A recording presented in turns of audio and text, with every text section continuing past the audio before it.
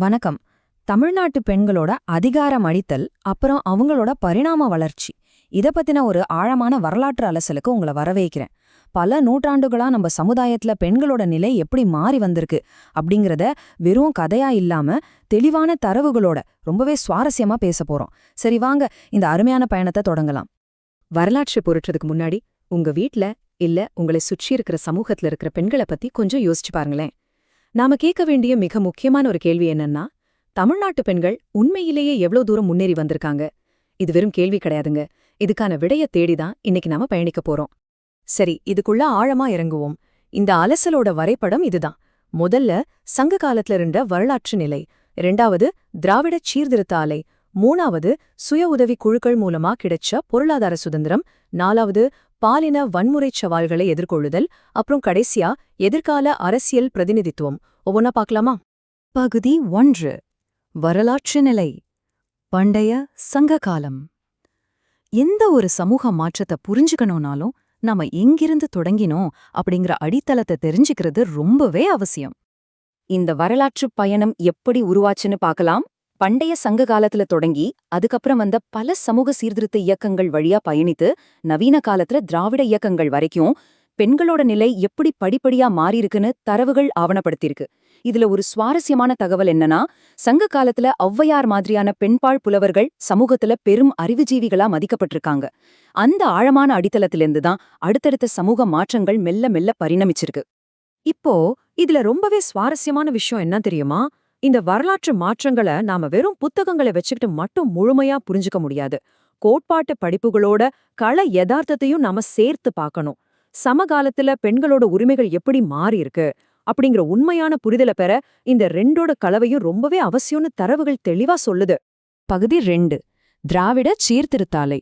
நம்ம சமூகத்துல மிகப்பெரிய மாற்றங்களை ஏற்படுத்தின ஒரு காலகட்டத்தோட வரலாற்று உண்மைகளை இப்போ எந்த பக்கமும் சாராம நடுநிலையா பார்க்க போறோம்.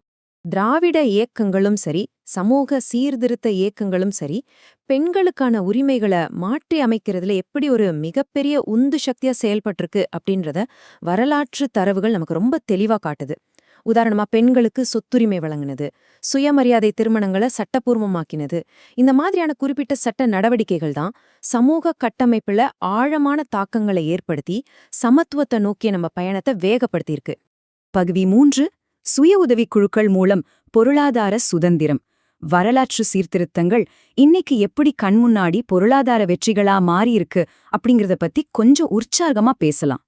அடிமட்ட அளவுல, அதாவது கிராஸ்ரூட் லெவல்ல பொருளாதார ரீதியா பெண்களுக்கு அதிகாரமளிக்க என்னென்ன முன்னெடுப்புகள் நடந்திருக்கு, இதுக்கு ஆணிவேரா அமைஞ்சது சுய உதவிக் குழுக்களோட கட்டமைப்பும் அப்புறம் பல்வேறு அரசு நலத்திட்டங்களும் தான். இன்னைக்கு லட்சக்கணக்கான பெண்கள் தங்களை ஒன்றிணைத்து இந்த திட்டங்கள் மூலமா தங்களோட வாழ்வாதாரத்தை ஒரு பெரிய அளவுக்கு மேம்படுத்திட்டு வர்றது நிஜமாவே ஒரு மாபெரும் பொருளாதார புரட்சி தாங்க.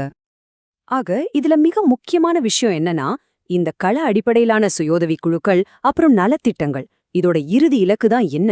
அது முழுமையான நிதி சுதந்திரம். ஒரு பெண் பொருளாதார ரீதியா தன்னோட சொந்த கால்ல எப்ப நிக்கிறாளோ அப்போதான் சமுதாயத்துல அவளுக்கான அதிகாரம் உண்மையாவே உறுதி செய்யப்படுது. ஏன்னா பொருளாதார கட்டமைப்பு தான் அதிகாரத்தோட முதல் படி. பகுதி 4. பாலின அடிப்படையிலான வன்முறையை எதிர்கொள்ளுதல். இவ்ளோ பொருளாதார முன்னேற்றங்கள் நடந்திருந்தாலும் நாம சற்றே நிதானமா சிந்திக்க வேண்டிய கட்டாயம் இப்ப இருக்கு. இது ரொம்ப சிறப்பா ஒரு விஷயத்த நமக்கு விளக்குது.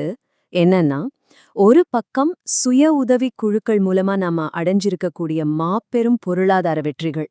ஆனா இன்னொரு பக்கம் இன்னைக்கும் நம்ம சமகால சமூகத்துல தொடர்கிற பாலின அடிப்படையிலான வன்முறை அப்படிங்கிற ஒரு கசப்பான யதார்த்தம்.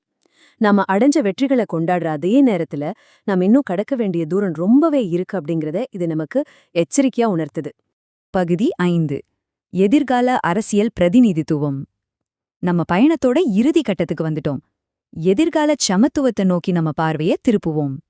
இப்போ மாறிக்கிட்டு வர்ற இந்த உரிமைகள் நம்ம சமூகத்துல முழுமையா செயல்படணும்னா பெண்கள் வெறும் திட்டங்களோட பயனாளிகளா மட்டும் இருந்தா பத்தாது. அவங்க நேரடியாகவே தலைமை பண்புகளை ஏத்துக்கணும். குறிப்பா அரசியல் பிரதிநிதித்துவம் கணிசமா அதிகரிக்கப்படணும். சட்டம் இயற்றக்கூடிய இடங்கள்லயும் முக்கிய முடிவுகளை எடுக்கிற அதிகார மையங்கள்லயும் பெண்களோட குரல் ஓங்கி ஒலிக்கணும். அதுதாங்க உண்மையான அதிகாரமளித்தல். கடைசியா நம்ம எல்லாருக்குமான ஒரு ஆழமான சிந்தனையோட இதை நான் நிறைவு செய்றேன். பொருளாதார சுதந்திரம் பெருமளவு சாத்தியமாயிடுச்சு. ஆனா உண்மையான அரசியல் சமத்துவம் எப்ப வரும்? பெண்களோட அதிகாரம் அளித்தல் அப்படிங்கிற பரிணாம வளர்ச்சி இன்னும் முடிவடையல. அது தொடர்ந்துகிட்டே தான் இருக்கு. இவ்ளோ நேரம் நம்ம பார்த்த இந்த தரவுகளை மனசுல வச்சுக்கிட்டு உங்களை சுற்றி இருக்கிற சமூகத்தை இனிமே உற்று நோக்குங்க. அது நிச்சயமா உங்களுக்கு பல புதிய புரிதல்களை கொடுக்கும். இந்த விளக்குப்பதிவுல இணைந்திருந்ததற்கு ரொம்ப நன்றி.